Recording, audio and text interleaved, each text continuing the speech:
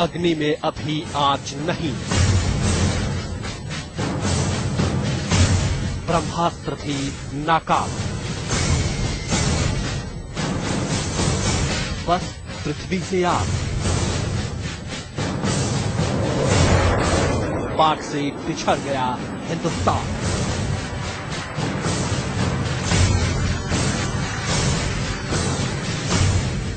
पाक की मिसाइलों को बेशक उधार का हथियार मानकर लोग खिल्ली उड़ाते रहे, लेकिन सच तो ये है कि चीन और उत्तर कोरिया से हासिल मिसाइलों के दम पर पाकिस्तान की ताकत अब हिंदुस्तान पर भारी पड़ चुकी है।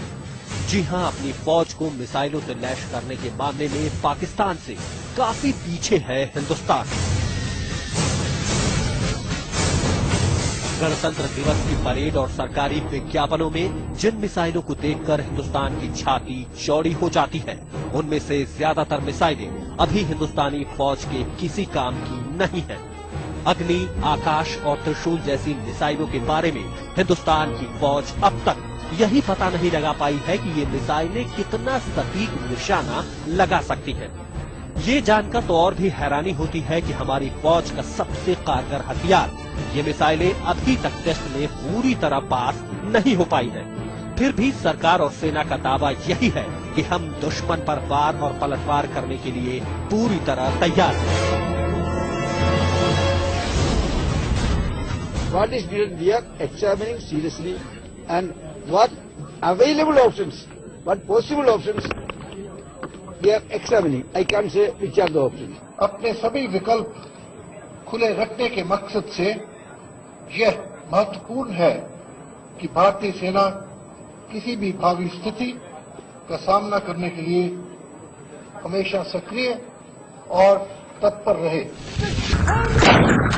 किसी भी हालात के लिए भारतीय सेना की तैयारियों के दावे की हकीकत ये है कि फौज के पास कम दूरी तक मार करने वाली पृथ्वी मिसाइलों को छोड़ दें तो भारत के पास दूसरी कोई ऐसी मिसाइल नहीं है जो जंग के लिए तैयार हो।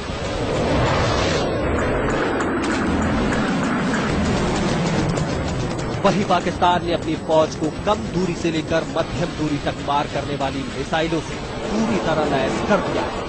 पाकिस्तान की मिसाइलें जंग के लिए पूरी तरह तैयार हैं।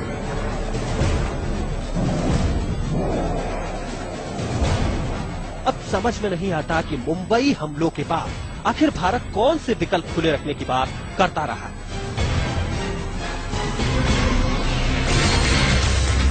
रक्षा मामलों के जानकारों की माने तो हिंदुस्तान को पाकिस्तान की मिसाइलों से ही सबसे ज्यादा खतरा है, क्योंकि पाकिस्तान ने अपनी फौज को जिन मिसाइलों से लैस किया है उनसे परमाणु हमला भी किया जा सकता है। यानी सवाल पाकिस्तान से पिछड़ने का नहीं बल्कि हिंदुस्तान की हिफाजत का है, जिस पर पहले से ज्यादा खतरा मंडरा रहा है। आज तक